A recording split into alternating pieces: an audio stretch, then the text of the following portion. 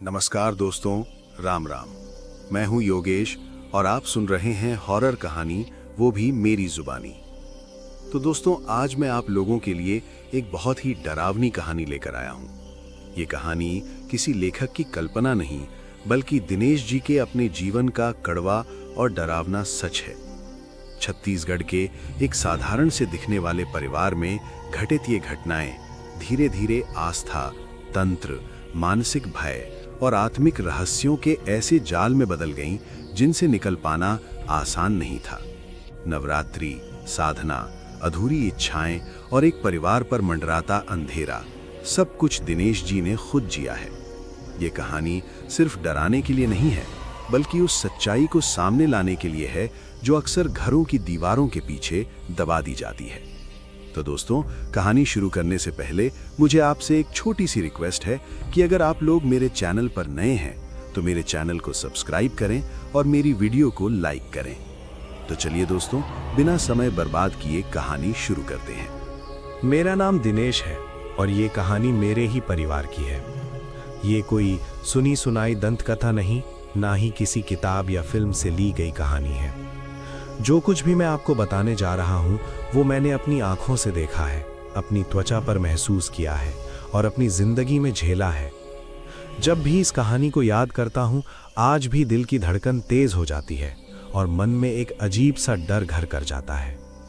ये सब उस समय शुरू हुआ जब मैं 16 या 17 साल का था और रायपुर छत्तीसगढ़ में अपने माता पिता, बड़े भाई और चाचा के साथ रहता था।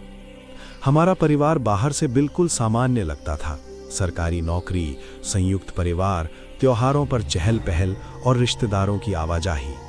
लेकिन शायद हर घर के भीतर कुछ ऐसे राज होते हैं जो धीरे धीरे सामने आते हैं। हमारे घर में भी कुछ ऐसा ही था, जिसकी शुरुआत हमें बहुत पहले ही समझ लेनी चाहिए थी, लेकिन हम नासमझ थे। मेरी माँ को मोहल्ले और आसपास के इलाकों में एक अलग ही नज़र से देखा जाता था। हर साल नवरात्रि के दिनों में हमारे घर का माहौल पूरी तरह बदल जाता था। माँ पूजा के कमरे में ध्यान लगाकर बैठ जाती थीं। उनकी आंखें बंद रहती, सांसें गहरी हो जाती और पूरा शरीर स्थिर। उस दौरान घर में सन्नाटा छा जाता था। लोग दूर दूर से अपनी समस्याएं लेकर आते, कोई बीमारी से परेशान, कोई पारिवारिक कलह से, तो कोई नौकरी या पैसों की चिंता में डूबा हुआ। सब लोग बस एक ही चीज का इंतजार करते, माँ कब आंखें खोलेंगी। कहा जाता था कि उन क्षणों में माता दुर्गा स्वयं माँ के माध्यम से बोलती हैं। मैं छोटा था, समझ नहीं पाता था कि ये आस्था है, विश्वास है या कुछ और, लेकिन इतना जरूर जानता था कि उन दिनों माँ बिल्कुल अलग इंसान लगती थी। उनकी आवाज में अजीब सा अधिकार और शांति दोनों होती थी। मेरे चाचा सरकारी विभाग में नौकरी करते थे। वही नौकरी पहले मेरे दादा के पास थी, लेकिन एक दुर्भाग्यपूर्ण दुर्घटना में उनकी मृत्यु हो गई। उनके जाने के बाद चाचा को वो पद मिला। उस समय चाचा अविवाहित थे। परिवार की जिम्मेदारी समझते हुए मेरे माता पिता ने ही उनके विवाह की पहल की। मेरी माँ ने सुझाव दिया कि चाचा की शादी उनके ही रिश्ते की एक लड़की से करा दी जाए, जो ओडिशा के हल्दी गांव में रहती थी। उस परिवार की आर्थिक हालत ठीक नहीं थी और माँ को लगा कि इस रिश्ते से दोनों परिवारों का भला होगा। शादी तय हुई, रस्में निभाई गईं और चाची हमारे घर आईं। शुरू में वे बिल्कुल सामान्य थीं, शांत, थोड़ी संकोची और घरेलू। किसी ने सोचा भी नहीं था कि आने वाले वर्षों में यही महिला हमारे परिवार की सबसे बड़ी पीड़ा बन जाएगी। चाचा की पोस्टिंग धमतरी में थी, जो रायपुर से करीब 80 किलोमीटर दूर है। पहले वे रोज बस या कभी कभी बाइक से आते जाते थे। माँ को हमेशा चिंता लगी रहती थी कि रोज हाईवे पर सफर करना सुरक्षित नहीं। एक दिन माँ ने चाचा से साफ कहा कि अब शादी हो चुकी है, जिम्मेदारियां बढ़ गई हैं और ऐसे में रोज आना जाना ठीक नहीं। बेहतर होगा कि वे धमतरी में ही किराए का घर लेकर चाची के साथ रहें। काफी सोच विचार के बाद चाचा मान गए। वे दोनों धमतरी शिफ्ट हो गए। शुरुआत में सब कुछ सामान्य रहा, लेकिन कुछ महीनों बाद हमें छोटे छोटे बदलाव नजर आने लगे, जिन्हें हमने गंभीरता से नहीं लिया। शायद वही हमारी सबसे बड़ी भूल थी। मैं और मेरा बड़ा भाई अक्सर धमतरी जाया करते थे। सुबह सुबह ट्रेन पकड़ते, चाचा के घर पहुंचते और उनकी बाइक लेकर आसपास घूमते। ये हमारे लिए एक छोटा सा एडवेंचर होता था। लेकिन एक बार जब हम वहां पहुंचे तो माहौल कुछ अलग लगा। चाची पहले जैसी नहीं थी। उनका व्यवहार रूखा और चिड़चिड़ा था। उन्होंने न ठीक से बात की और न ही खाने के लिए पूछा। चाचा उस समय ऑफिस में थे। हमने सोचा शायद उनका मूड खराब होगा या किसी बात की चिंता होगी। हमने कुछ नहीं कहा और अगले दिन चुपचाप रायपुर लौट आए। उस समय हमें बिल्कुल अंदाजा नहीं था कि ये बदलाव किसी बड़े तूफान की शुरुआत है। समय बीतता गया। करीब 2 साल बाद चाची पहली बार गर्भवती हुई। पूरा परिवार खुश था। जब डिलीवरी का समय आया, माँ पापा धमतरी गए, लेकिन जो हुआ उसने हम सबको तोड़ कर रख दिया। बच्चा मरा हुआ पैदा हुआ। घर में मातम छा गया। सब लोग रो रहे थे, लेकिन चाची का चेहरा बिल्कुल भावहीन था। न आंसू, न कोई प्रतिक्रिया। वो बस चुपचाप बिस्तर पर बैठी रही। हमने सोचा शायद गहरा सदमा है, इसलिए ऐसा हो रहा है। कुछ दिनों बाद वो सामान्य दिखने लगी, जैसे कुछ हुआ ही ना हो। आज पीछे मुड़कर देखता हूं तो लगता है कि वही वो मोड़ था जहां से सब कुछ गलत दिशा में जाने लगा। उस घटना के बाद चाची का व्यवहार और बदल गया। वो चाचा को धीरे धीरे हमारे घर से दूर करने लगी। रायपुर में कोई कार्यक्रम होता तो वे बस औपचारिक रूप से आते और तुरंत लौट जाते। पहले जैसा अपनापन खत्म हो गया था। 2 साल बाद चाची फिर गर्भवती हुई। इस बार माँ ने जोर देकर उन्हें रायपुर बुलाया। बहुत मना करने के बाद वे आईं और एक बेटी को जन्म दिया। बच्ची बहुत कमजोर थी, लेकिन हमने पूरी देखभाल की। कुछ हफ्तों बाद चाची बच्ची को लेकर फिर धमतरी लौट गईं। इसके बाद तो जैसे उन्होंने परिवार से लगभग नाता ही तोड़ लिया। धमतरी लौटने के बाद फोन कम होने लगे। बातचीत औपचारिक हो गई। हमें समझ नहीं आ रहा था कि ऐसा क्यों हो रहा है। तब माँ ने मुझसे कहा कि मैं और मेरा भाई कुछ दिन चाचा के घर रहकर हालात समझे। माँ की बात मानकर हम धमतरी गए। वहां का माहौल अजीब सा बोझिल था। चाची बहुत कम बोलती थी और चाचा भी किसी बात को खुलकर नहीं कहते थे। ऐसा लगता था जैसे घर में कोई अनकही चीज मौजूद हो जो हर किसी को दबाए हुए थी। एक दिन चाचा ऑफिस चले गए। सुबह से हमने कुछ नहीं खाया था। मेरा भाई खाने के लिए चाची के कमरे की ओर गया। उस कमरे में दरवाजे की जगह बस पर्दा था। जैसे ही उसने पर्दा हटाया, चाची झटके से उठकर बैठ गईं। उनकी आंखें अजीब तरह से देख रही थीं। उन्होंने कुछ बुदबुदाया और अचानक जानवर जैसी आवाज निकालने लगी। वो आवाज इतनी डरावनी थी कि मेरे शरीर में सिहरन दौड़ गई। मुझे लगा ये कोई इंसानी आवाज नहीं है। मैं दौड़कर कमरे में पहुंचा। चाची की आवाज बदली हुई थी, जैसे कोई और उनके भीतर से बोल रहा हो।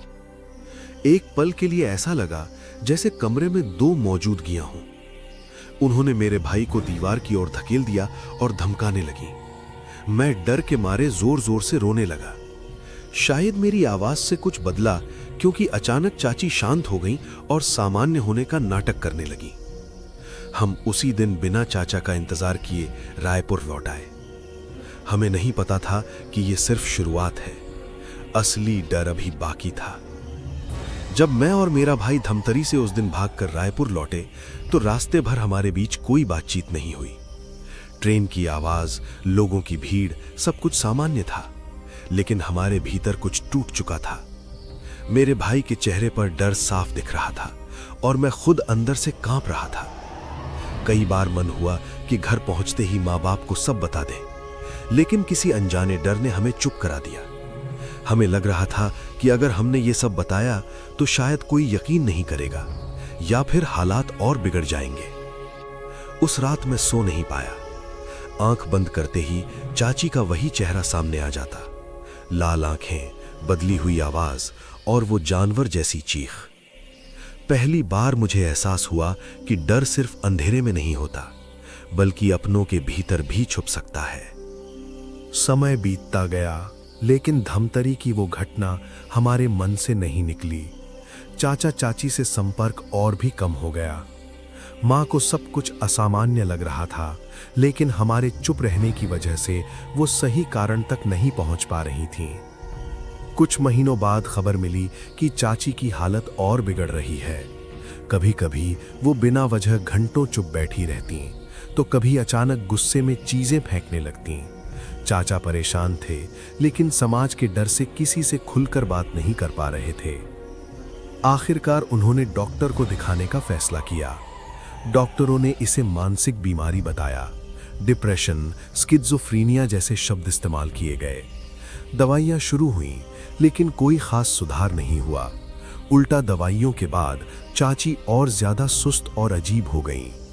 कुछ समय बाद चाची तीसरी बार गर्भवती हुई। इस खबर से किसी को खुशी नहीं हुई, बल्कि सबके मन में डर बैठ गया। पिछली घटनाओं को याद करके मां ने जोर देकर कहा कि इस बार चाची को रायपुर ही रहना चाहिए। शुरुआत में उन्होंने मना किया, लेकिन हालात बिगड़ते देख आखिरकार वे मान गईं। चाचा, चाची और उनकी बेटी रायपुर आ गए। बाहर से देखने पर सब ठीक लगता था, लेकिन घर के अंदर माहौल भारी रहता था। चाची कई कई घंटों तक अपने कमरे में बंद रहती। कभी कभी खाने की थाली सामने रखी होती, लेकिन वो ऐसे हाथ बढ़ाती जैसे किसी और को खिला रही हो।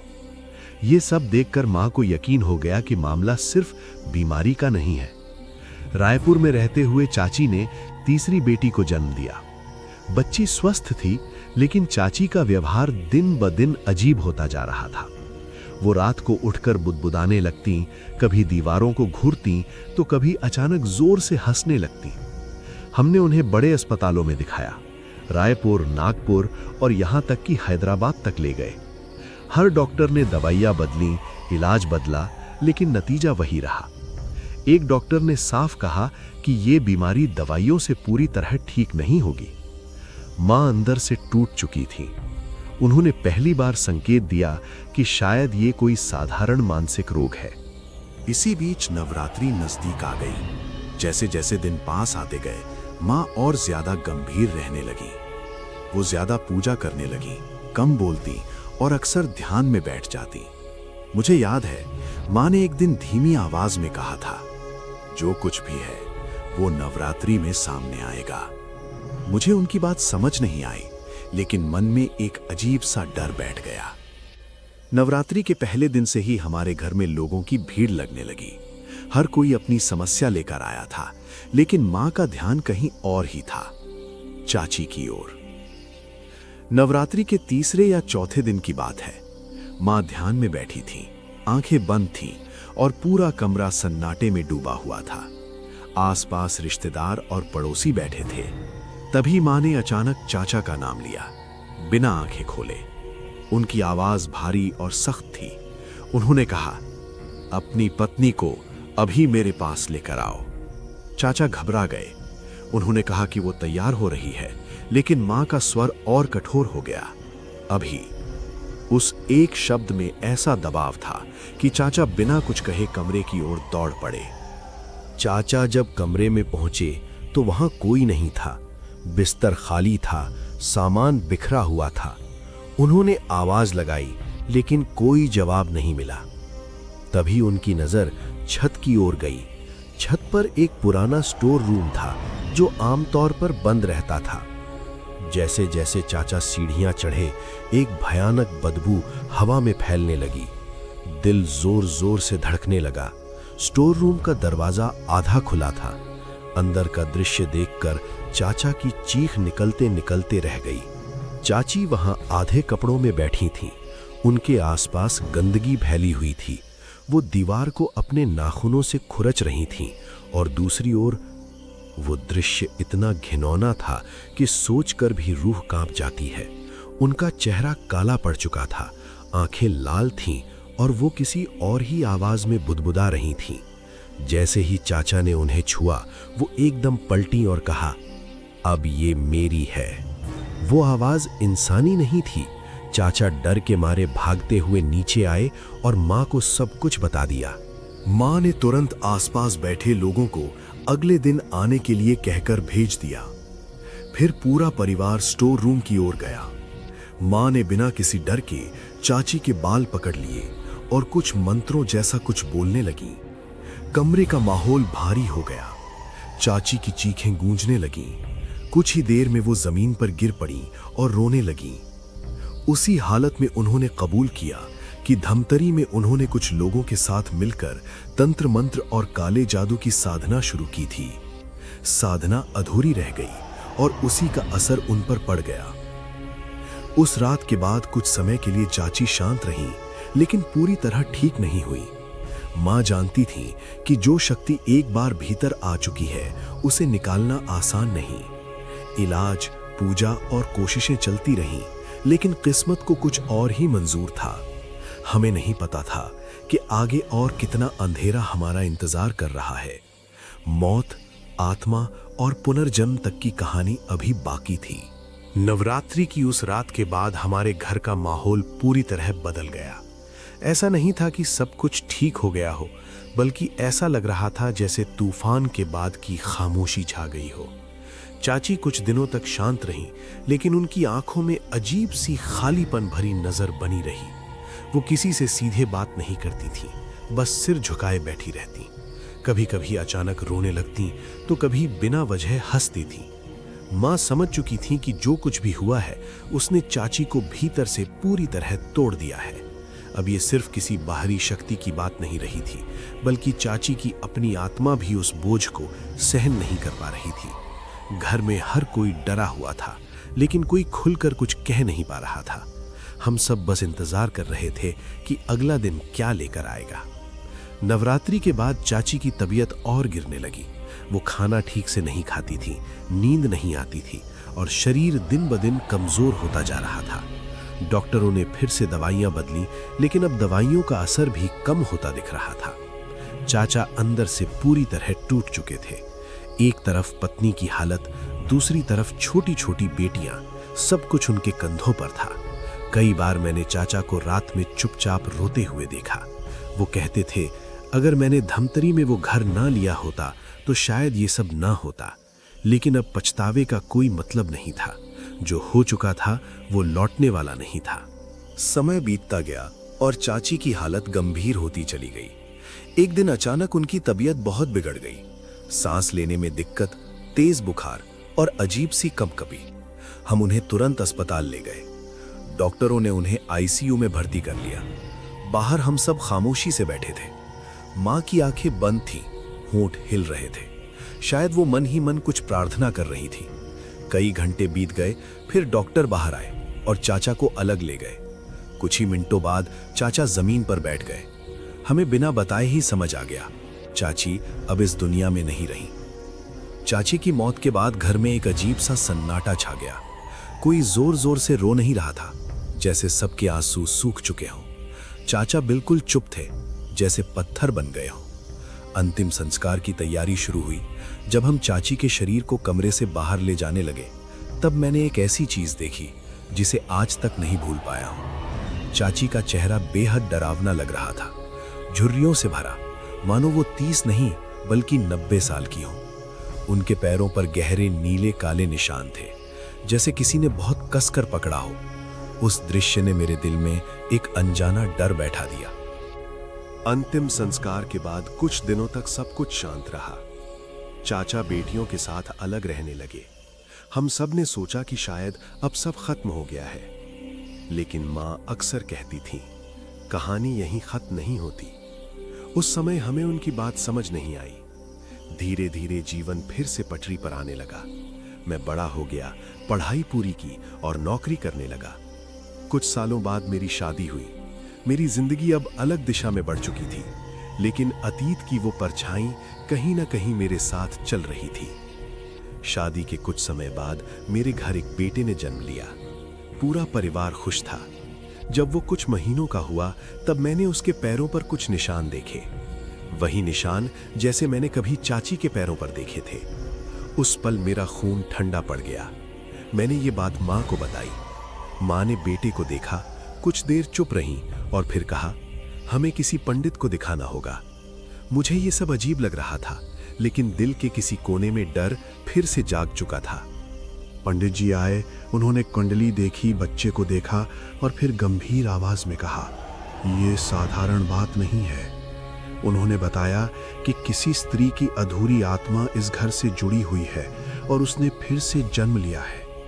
ये सुनकर मेरे पैरों तले जमीन खिसक गई। मैं पुनर्जन्म जैसी बातों पर कभी विश्वास नहीं करता था, लेकिन ये सब मेरी आंखों के सामने हो रहा था। पंडित जी ने कहा कि अगर समय रहते उपाय ना किए गए तो आगे और भी परेशानियां आ सकती हैं। कुछ ही समय बाद मेरी बड़ी बहन के साथ अजीब घटनाएं होने लगीं। कभी उसे लगता कि कोई उसे बुला रहा है, कभी वो बिना वजह डर जाती। रात में वो चौंक कर उठ बैठती और कहती कि उसने किसी को देखा है। घर में फिर से वही पुराना डर लौट आया। माँ समझ चुकी थी कि जिस चीज को हम खत्म समझ बैठे थे वो अभी भी कहीं ना कहीं मौजूद है। अब सवाल ये नहीं था कि ये सब क्यों हुआ, बल्कि ये था कि इसका अंत कैसे होगा। मैं अंदर से टूट चुका था। एक तरफ मेरा बच्चा, दूसरी तरफ बहन और पूरा परिवार। मुझे लगने लगा कि शायद हमने कभी सच का सामना ही नहीं किया। चाची की मौत के साथ हमने मान लिया कि सब खत्म हो गया, लेकिन असल में कुछ चीजें मौत से भी आगे चली जाती हैं। माँ ने कहा कि जो हुआ उसका पूरा सच अभी सामने आना बाकी है, खासकर उस पहले बच्चे की मौत का सच, जिसे हमने एक हादसा समझ लिया था। यहीं से कहानी ने एक और भयानक मोड़ लिया। हमें पता चला कि चाची का पहला बच्चा मरा नहीं था, बल्कि किसी अंधी साधना का हिस्सा बना था। ये सुनकर मेरे रोंगटे खड़े हो गए। जो बातें अब सामने आ रही थीं, वे किसी आम इंसान के दिमाग से परे थीं, और इसी के साथ हमें एहसास हुआ कि असली रहस्य अभी बाकी है, और वो रहस्य आने वाले हिस्सों में और भी डरावना रूप लेने वाला है। पंडित जी के जाने के बाद हमारा घर फिर से अजीब सी खामोशी में डूब गया। हर कोई अपने अपने कमरे में था, लेकिन किसी को नींद नहीं आ रही थी। मेरे दिमाग में बार बार वही एक बात घूम रही थी, क्या वाकई किसी की आत्मा लौट सकती है? क्या मेरे बेटे के शरीर में वही आत्मा हो सकती है जिसे हम सालों पहले जला चुके थे? मैं इन सब बातों को तर्क से समझाना चाहता था, लेकिन हर बार कोई न कोई घटना मेरे तर्क को तोड़ देती थी। माँ बहुत शांत थीं, लेकिन उनकी ये शांति डराने वाली थी। उन्होंने साफ कहा कि अब सच को छुपाने से कुछ नहीं होगा। अगर इस घर पर कोई बोझ है तो उसका सामना करना ही पड़ेगा। उसी रात उन्होंने तय किया कि अब वे खुद उस अतीत को कुरेदेंगी जिसे हम सब भूलना चाहते थे। अगले दिन माँ ने चाचा को बुलाया। ये पहली बार था जब चाची की मौत के बाद हम सब एक साथ बैठे थे। माँ ने बिना किसी भूमिका के सीधे सवाल किया, धमतरी में असल में क्या होता था? चाचा पहले तो चुप रहे, उनके हाथ कांप रहे थे, आंखें जमीन पर जमी थीं। काफी देर बाद उन्होंने टूटती आवाज में बोलना शुरू किया। उन्होंने बताया कि धमतरी में उनका एक दोस्त था जो ड्राइवर था। उसकी पत्नी तंत्र मंत्र में विश्वास करती थी। धीरे धीरे चाची भी उसके संपर्क में आई। शुरुआत में ये सब सिर्फ जिज्ञासा थी, कुछ मंत्र, कुछ पूजा, लेकिन बाद में ये साधना में बदल गया। चाचा ने कई बार मना किया, लेकिन चाची किसी और ही रास्ते पर जा चुकी थी। चाचा ने बताया कि तंत्र साधना की उस प्रक्रिया में एक नियम था, पहली संतान का त्याग। ये बात सुनते ही मेरे शरीर में सिहरन दौड़ गई। चाचा रोते हुए बोले कि उन्हें कभी नहीं बताया गया कि ये त्याग किस तरह होगा। चाची ने कहा था कि ये सब आध्यात्मिक है, कोई नुकसान नहीं होगा। जब पहला बच्चा मरा हुआ पैदा हुआ, तब चाचा ने इसे किस्मत समझ लिया, लेकिन अब पीछे मुड़कर देखने पर उन्हें एहसास हो रहा था कि वो कोई हादसा नहीं था, वो एक सुनियोजित बलि थी। ये सुनते ही माँ की आंखें बंद हो गईं और उनके चेहरे पर दर्द साफ झलकने लगा। माँ ने बताया कि कई बार तंत्र साधना अधूरी रह जाती है। ऐसी स्थिति में साधक और उसका परिवार दोनों खतरे में पड़ जाते हैं। चाची के साथ भी यही हुआ। साधना पूरी नहीं हो पाई और जिस शक्ति को उन्होंने बुलाया वो उनके भीतर ही अटक गई। यही वजह थी कि उनका व्यवहार बदल गया, उनका मन टूट गया और अंत में उनका शरीर भी साथ छोड़ गया। माँ ने कहा कि ऐसी शक्तियां मौत के बाद भी चैन से नहीं बैठती। उन्हें कोई माध्यम चाहिए, कोई शरीर, कोई रास्ता। ये सुनकर मुझे अपने बेटे का चेहरा याद आ गया और मेरा दिल बैठ गया। उसी दिन मेरी बहन की हालत अचानक बिगड़ गई। वो चिल्लाने लगी कि कोई उसे बुला रहा है। उसकी आंखें एक जगह टिक गईं, जैसे वो किसी और को देख रही हो। माँ तुरंत उसके पास गई और उसे संभालने लगी। कुछ देर बाद बहन शांत हो गई, लेकिन उसके शब्द आज भी मेरे कानों में गूंजते हैं, वो यहाँ है। उस रात माँ ने तय किया कि अब देर नहीं करनी चाहिए। अगर ये सब यूं ही चलता रहा तो अगला निशाना घर का कोई भी सदस्य हो सकता है। माँ ने कुछ पुराने साधुओं और तांत्रिकों से संपर्क किया। कई ने आने से मना कर दिया। किसी ने कहा कि ये मामला बहुत भारी है, तो किसी ने साफ कह दिया कि इसमें पड़ना खतरे से खाली नहीं। आखिरकार एक वृद्ध साधु आने को राजी हुआ। उसने घर में कदम रखते ही कहा, यह घर बोझिल है। उसने साफ बताया कि यहां किसी स्त्री की आत्मा भटकी हुई है जो अधूरी इच्छा लेकर गई थी। यह सुनकर हमें किसी शक की गुंजाइश नहीं बची। साधु ने बताया कि आत्मा को शांति दिलाने के लिए एक विशेष अनुष्ठान करना होगा। यह आसान नहीं होगा और इसमें डर भी लगेगा। उसने साफ कहा कि बीच में कोई डरा तो सब व्यर्थ हो जाएगा। मां ने बिना हिचक हामी भर दी। उन्होंने कहा, अगर डर के आगे झुक गए तो ये घर कभी शांत नहीं होगा। उस पल मैंने मां को पहले से कहीं ज्यादा मजबूत देखा। वो अब सिर्फ मां नहीं थी, वो इस घर की ढाल बन चुकी थी। अनुष्ठान की तैयारी शुरू हुई। घर को शुद्ध किया गया, मंत्रों का उच्चारण हुआ और एक विशेष रात तय की गई। उस रात वातावरण अजीब था। हवा भारी लग रही थी, जैसे कुछ होने वाला हो। मेरे बच्चे को मां के पास रखा गया। साधु ने चेतावनी दी कि आत्मा पूरी कोशिश करेगी कि वो अपना अधिकार साबित करे। ये सुनकर मेरा कलेजा मुंह को आ गया, लेकिन पीछे हटने का अब कोई रास्ता नहीं था। जैसे ही मंत्र शुरू हुए, घर के भीतर अजीब आवाजें गूंजने लगी। बहन कांपने लगी, बच्चा रोने लगा और दिए की लौ हिलने लगी। तभी मुझे लगा कि किसी ने मेरा नाम लिया। वो आवाज जानी पहचानी थी, चाची की। मां ने जोर से मंत्र पढ़े और साधु ने जमीन पर त्रिशूल रखा। उस पल ऐसा लगा जैसे पूरा घर सांस रोके खड़ा हो। अनुष्ठान के अंत में साधु ने कहा कि आत्मा को आंशिक शांति मिली है, लेकिन पूरी नहीं। उसने चेतावनी दी कि यह कहानी अभी खत्म नहीं हुई है। आत्मा का संबंध इस परिवार से बहुत गहरा है और उसका अंतिम अध्याय अभी लिखा जाना बाकी है। उस रात के बाद घर कुछ शांत हुआ, लेकिन हमें पता था यह शांति अस्थायी है। असली परीक्षा अभी सामने थी। अनुष्ठान के बाद कुछ दिनों तक घर में एक अजीब सी शांति रही, लेकिन यह शांति वैसी नहीं थी जैसी सुकून देती है। ये उस तूफान से पहले की खामोशी थी जो सब कुछ उजाड़ देने वाला हो। रात को मुझे बार बार लगता कि कोई हमारे कमरे के बाहर खड़ा है। कभी दरवाजे के पास आहट सुनाई देती तो कभी छत पर चलने की आवाज। माँ भी ये सब महसूस कर रही थी, लेकिन उन्होंने किसी से कुछ नहीं कहा। शायद वो हमें डराना नहीं चाहती थी, या शायद वो खुद इस सच्चाई को स्वीकार करने से डर रही थी कि आत्मा अभी गई नहीं है। मेरे बेटे की हर हरकत पर सबकी नजर रहती। वो अचानक किसी कोने में देखकर मुस्कुरा देता, जैसे कोई उसे दिख रहा हो। उस मासूम मुस्कान में मुझे अब डर दिखाई देने लगा था। एक रात जब पूरा घर सो रहा था, अचानक मेरे बेटे की तेज चीख से मेरी नींद खुली। वो अपनी पलंग में बैठा रो रहा था और उसकी उंगली दरवाजे की ओर उठी हुई थी। उसकी आंखें डर से फैली हुई थीं। उसने बस इतना कहा, वो आई है। मेरा शरीर सुन्न हो गया। माँ तुरंत कमरे में आई और उन्होंने बच्चे को सीने से लगा लिया। उसी पल कमरे का तापमान अचानक गिर गया। दीवारों पर परछाइयां हिलने लगीं। माँ ने बिना समय गवाए मंत्र पढ़ना शुरू कर दिया, लेकिन इस बार मंत्रों का असर कमजोर लग रहा था। ऐसा लग रहा था जैसे कोई शक्ति अब उनसे टकराने को तैयार हो।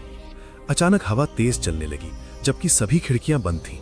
कमरे का दिया बुझ गया और अंधेरे में एक भारी सी आवाज गूंजी, मेरा हक है। ये आवाज किसी एक दिशा से नहीं आ रही थी, बल्कि हर दीवार से टकराकर लौट रही थी। मेरी बहन जमीन पर बैठ गई और कान बंद कर लिए। माँ का चेहरा पीला पड़ गया, लेकिन उन्होंने हार नहीं मानी। उन्होंने साफ आवाज में कहा, अब यहां तेरा कोई अधिकार नहीं। उस पल ऐसा लगा जैसे कमरे की दीवारें कांप गई हों। आत्मा ने अपनी मौजूदगी का पूरा एहसास करा दिया था। अगली सुबह माँ ने साफ कहा कि ये मामला अब आधा अधूरा नहीं छोड़ा जा सकता।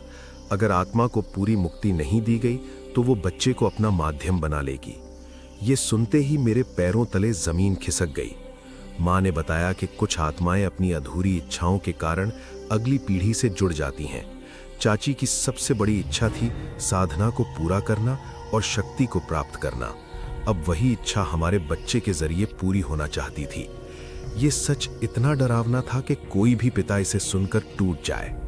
माँ ने उसी वृद्ध साधु को दोबारा बुलवाया। इस बार उसकी आंखों में भी चिंता साफ दिखाई दे रही थी। उसने कहा कि आत्मा अब आक्रामक हो चुकी है। उसने चेतावनी दी कि अगला अनुष्ठान बेहद खतरनाक होगा। इसमें आत्मा को पूरी तरह सामने लाना पड़ेगा। अगर कोई भी डरा तो आत्मा का पलड़ा भारी हो जाएगा।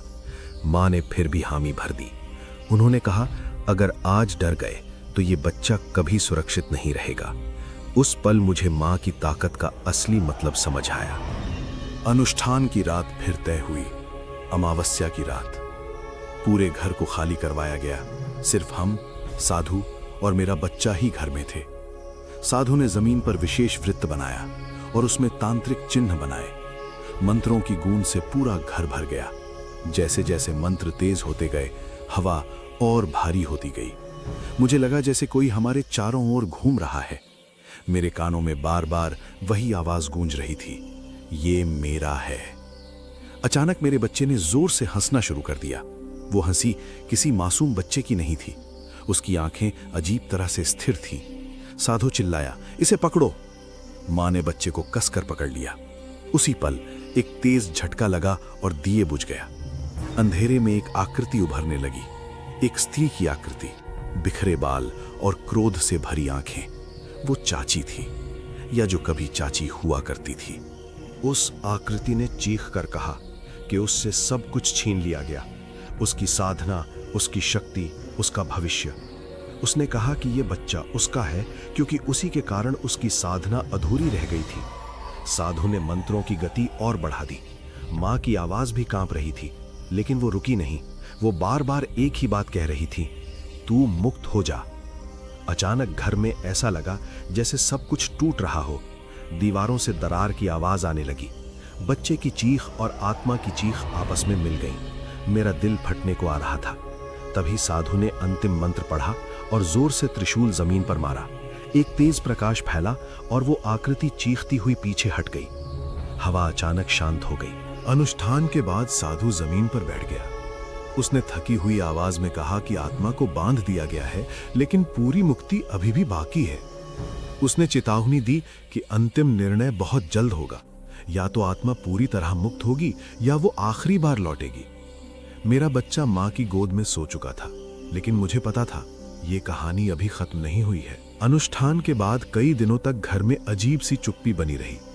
ऐसा नहीं था कि सब कुछ सामान्य हो गया हो, बल्कि ऐसा लग रहा था जैसे घर खुद सांस रोककर किसी फैसले का इंतजार कर रहा हो। मेरा बेटा पहले की तुलना में शांत हो गया था, लेकिन उसकी आंखों में अब भी एक अजीब सी गंभीरता थी जो उसकी उम्र के बच्चों में नहीं होती। कभी कभी वो अचानक दीवारों की तरफ देखता और बिना वजह रोने लगता। मां ने साफ कहा कि आत्मा पूरी तरह गई नहीं है, बस अभी शांत है। साधु की चेतावनी बार बार मेरे दिमाग में गूंजती, या तो पूरी मुक्ति या अंतिम तबाही। हर रात मुझे सपने आते जिनमें चाची का वही विकृत चेहरा दिखता, लाल आंखें और नाक से आती भारी आवाज। मैं पसीने में भीग कर उठ जाता। मुझे अब ये समझ में आ चुका था कि ये सिर्फ डर की कहानी नहीं है, ये हमारे परिवार के कर्मों का परिणाम है। कुछ हफ्तों बाद मेरे बेटे के शरीर पर अजीब निशान दिखने लगे, वही निशान जो चाची की मौत के समय उसके पैरों पर थे। ये देखकर मेरा खून जम गया। मां ने भी उन्हें देखा और पल भर के लिए उनकी आंखें भर आईं। उन्होंने कहा, जो लौटना चाहता है वो रास्ता ढूंढ ही लेता है। अब कोई शक नहीं बचा था कि आत्मा ने मेरे बेटे को ही अपना माध्यम चुना है। उसी रात बेटे ने पहली बार एक अजीब भाषा में बुदबुदाना शुरू किया। वो भाषा न हिंदी थी न छत्तीसगढ़ी। आवाज बिल्कुल वैसी ही थी जैसी मैंने उस रात सुनी थी, नाक से आती, भारी और ठंडी। मां ने तुरंत दीप जलाया और मंत्र पढ़ने लगी, लेकिन इस बार आत्मा ने हंसते हुए जवाब दिया, अब देर हो चुकी है। अगले दिन मां ने एक कठोर फैसला लिया। उन्होंने कहा कि अब साधारण पूजा से कुछ नहीं होगा। आत्मा की मुक्ति के लिए उसे उसका सबसे बड़ा सच स्वीकार करवाना होगा, वो बलि जो उसने खुद दी थी। वर्षों तक परिवार ने यह मानकर खुद को समझाया था कि पहला बच्चा एक दुर्घटना था, लेकिन सच्चाई इससे कहीं ज्यादा भयावह थी। चाची ने अपनी अधूरी साधना को पूरा करने के लिए अपने ही गर्भ में पल रहे बच्चे की बलि दी थी। यही कारण था कि आत्मा इतनी शक्तिशाली और क्रूर बन चुकी थी। मां ने कहा कि आत्मा को यह स्वीकार करवाना होगा कि उसका रास्ता गलत था, वरना वो बच्चे को छोड़ने वाली नहीं है। अंतिम अनुष्ठान के लिए घर के बाहर शमशान के पास एक स्थान चुना गया। ये सुनकर ही मेरी रूह कांप गई। आधी रात को हम सब वहां पहुंचे। चारों तरफ सन्नाटा था, सिर्फ जलती चिताओं की गंध और हवा की सिसकारी। साधु ने जमीन पर बड़ा सा यंत्र बनाया और बीच में मेरे बेटे को बैठाया। मां ने कांपते हाथों से उसके माथे पर तिलक लगाया। जैसे ही मंत्र शुरू हुए, जमीन पर पड़ा राख उड़ने लगा। अचानक मेरे बेटे की आंखें पूरी तरह बदल गईं। वो खड़ा हुआ और उसी जानी पहचानी आवाज में बोला, तुम मुझे रोक नहीं सकते। उस पल मुझे लगा जैसे चाची खुद हमारे सामने खड़ी है। वही चाल, वही हंसी, वही नफरत। आत्मा ने कहा कि उसने सब कुछ शक्ति के लिए किया और उसे कोई पछतावा नहीं है। मां ने पहली बार गुस्से में चिल्लाकर कहा, तू मां कहलाने लायक नहीं थी। ये सुनते ही आत्मा बौखला गई। चारों तरफ अंधेरा छा गया। हवा इतनी तेज चलने लगी कि हम खड़े भी नहीं हो पा रहे थे। साधु लगातार मंत्र पढ़ रहा था, लेकिन उसकी आवाज भी अब टूटने लगी थी। तभी मां ने सबसे बड़ा जोखिम लिया। उन्होंने आत्मा से कहा कि अगर वो अपने अपराध को स्वीकार कर ले और बच्चे को छोड़ दे तो वो उसकी मुक्ति के लिए प्रार्थना करेंगी। कुछ पल के लिए सब कुछ शांत हो गया। आत्मा हंसी, लेकिन वो हंसी इस बार कमजोर थी। पहली बार उसमें डर था। उसने कहा, अगर मैंने स्वीकार किया तो मैं खत्म हो जाऊंगी। मां ने जवाब दिया, यही तेरा रास्ता है। अचानक आत्मा जोर जोर से चीखने लगी। मेरे बेटे का शरीर जमीन पर गिर पड़ा। साधु ने अंतिम मंत्र पढ़ा। मां ने आंखें बंद करके देवी का आह्वान किया। उस पल ऐसा लगा जैसे किसी अदृश्य शक्ति ने सब कुछ अपने हाथ में ले लिया हो। एक तेज रोशनी हुई और फिर सन्नाटा। न हवा, न आवाज, न चीख। जब सब कुछ शांत हुआ, मेरा बेटा बेहोश पड़ा था। उसकी सांस चल रही थी। साधु ने थकी हुई आवाज में कहा, आत्मा ने स्वीकार कर लिया है, अब वो लौटेगी नहीं। मां जमीन पर बैठकर रो पड़ी। ये रोना डर का नहीं, बल्कि वर्षों के बोझ के खत्म होने का था। आज कई साल बीत चुके हैं। मेरा बेटा अब बिल्कुल सामान्य है, लेकिन कभी कभी जब वो सोते में बुदबुदाता है तो मेरा दिल बैठ जाता है। शायद कुछ यादें पूरी तरह मिटती नहीं हैं। हमने ये कहानी कभी किसी से खुलकर नहीं कही। लोग इसे अंधविश्वास कहेंगे, लेकिन जो हमने देखा, जिया और सहा, वो हमारे लिए सच है। मेरा नाम दिनेश है और ये कहानी मेरे परिवार की है। मैं इसे डर फैलाने के लिए नहीं, बल्कि चेतावनी के रूप में बता रहा हूं। कुछ रास्ते ऐसे होते हैं जिन पर चलकर इंसान शक्ति तो चाहता है, लेकिन इंसानियत खो देता है। और जब इंसानियत खो जाती है तो लौटकर सिर्फ अंधेरा आता है। अगर आप ये कहानी यहां तक सुन चुके हैं तो बस इतना याद रखिए, हर रहस्य जानने लायक नहीं होता।